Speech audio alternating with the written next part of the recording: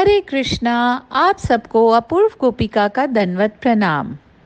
आज मैं आपको एक बड़ी ही रोचक कथा सुनाऊंगी जो शिक्षाप्रद भी है।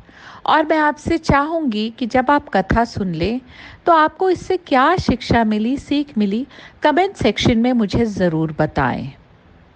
एक दिन एक राजा ने अपने 3 मंत्रियों को दरबार में बुलाया और तीनों को आदेश दिया कि एक एक थैला लेकर बगीचे में जाएं और वहां से अच्छे अच्छे फल जमा करें। वो तीनों अलग अलग बाग में प्रविष्ट हो गए। पहले मंत्री ने कोशिश की कि राजा के लिए उसकी पसंद के अच्छे अच्छे और मज़ेदार फल जमा किए जाएं। उसने काफ़ी मेहनत के बाद बढ़िया और ताज़ा फलों से थैला भर लिया। दूसरे मंत्री ने सोचा राजा हर फल का परीक्षण तो करेगा नहीं, इसलिए उसने जल्दी जल्दी थैला भरने में ताज़ा, कच्चे, गले सड़े फल भी थैले में भर लिए। तीसरे मंत्री ने सोचा राजा की नज़र तो सिर्फ भरे हुए थैलों की तरफ होगी, वो खोलकर देखेगा भी नहीं कि इसमें क्या है। उसने समय बचाने के लिए जल्दी जल्दी इसमें घास और पत्ते भर लिए और वक्त बचाया। दूसरे दिन राजा ने तीनों मंत्रियों को उनके थैलों समेत दरबार में बुलाया और उनके थैले खोलकर भी नहीं देखे और आदेश दिया कि तीनों को उनके थैलों समेत दूर स्थान के एक जेल में 3 महीने तक कैद कर दिया जाए।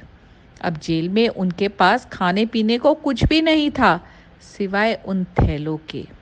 तो जिस मंत्री ने अच्छे अच्छे फल जमा किए वो तो मज़े से खाता रहा और 3 महीने गुजर भी गए। फिर दूसरा मंत्री जिसने ताज़ा, कच्चे, गले सड़े फल जमा किए थे वह कुछ दिन तो ताज़ा फल खाता रहा, फिर उसे खराब फल खाने पड़े जिससे वो बीमार हो गया और बहुत तकलीफ उठानी पड़ी। और तीसरा मंत्री जिसने थैले में कुछ घास और पत्ते जमा किए थे वो कुछ ही दिनों में भूख से मर गया। अब मैं आपसे पूछती हूँ कि आप क्या जमा कर रहे हैं? क्या कर्मों की सुजागी है या अपनी जिंदगी को बस मज़े में बिता रहे हैं कि जो होगा देखा जाएगा?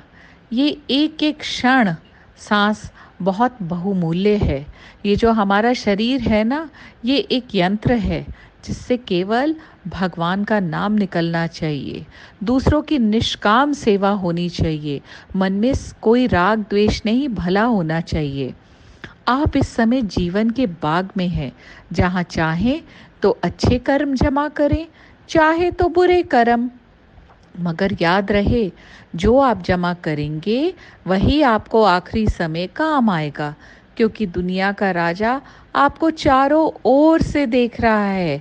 जीवन का एक रहस्य, रास्ते पर गति की सीमा है, पैसों बैंक में पैसों की सीमा है, परीक्षा में समय की सीमा है, परंतु हमारी सोच की कोई सीमा नहीं है। इसलिए हमेशा अच्छा सोचें और अच्छा पाएं। तो जपते रहिए और खुश रहिए।